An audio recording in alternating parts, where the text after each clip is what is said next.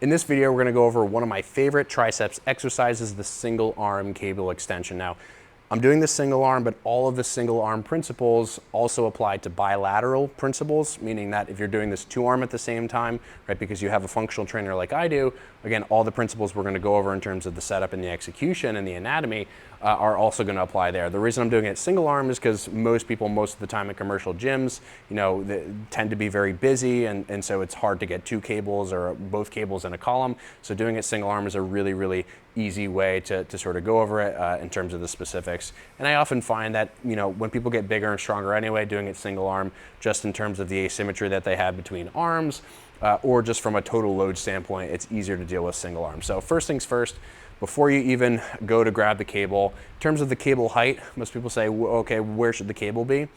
It's gonna be specific to you, but the way that I would always sort of go about setting that up is basically just stand next to the cable somewhere.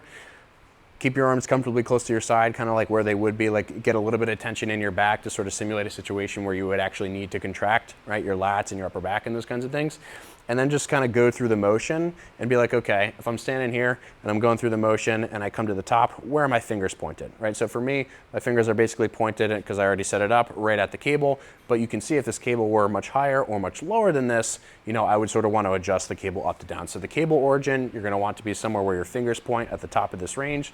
And then all you're gonna do from there is grab the handle or grab the ball of the cable, both work totally fine, and then go through the extension that way. Now notice, just because of this perspective, it's a little hard to see, I'm gonna turn this way.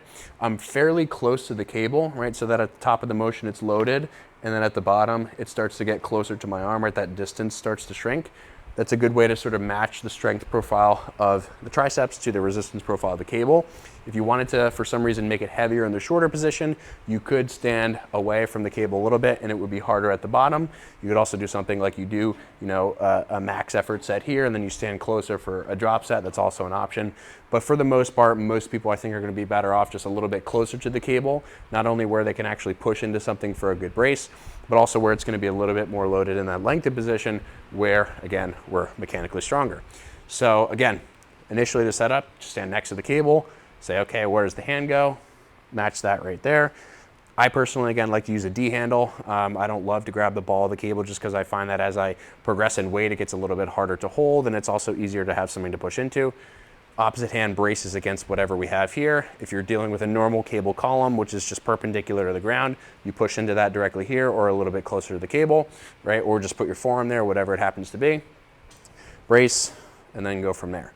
Now, a big mistake that people will often make is moving a lot through the shoulder, right? So as they extend the elbow and as the hand goes down and back, they're not really thinking about their hand, they're just kind of thinking about pushing down. So what often happens is like this kind of a thing, or like a reverse shrug sort of a thing, where as people are going to extend, they do this. First things first is you don't need to fix that. You don't need to just like try to reverse it, right? So a lot of people, when they see this, are going to tell their clients, okay, pull your shoulder back, or, you know, if they see themselves on camera, they'll be like, okay, I need to pull my shoulders back more. I think that can work, but where I would go first with the correction is just to try to understand, okay, in the beginning of the motion, my hand wants to go down, right? So the elbow moves the hand in an arc, right? And so at the top of the arc, this is mostly like an up to down motion, and then the bottom half is going to be a mostly back motion.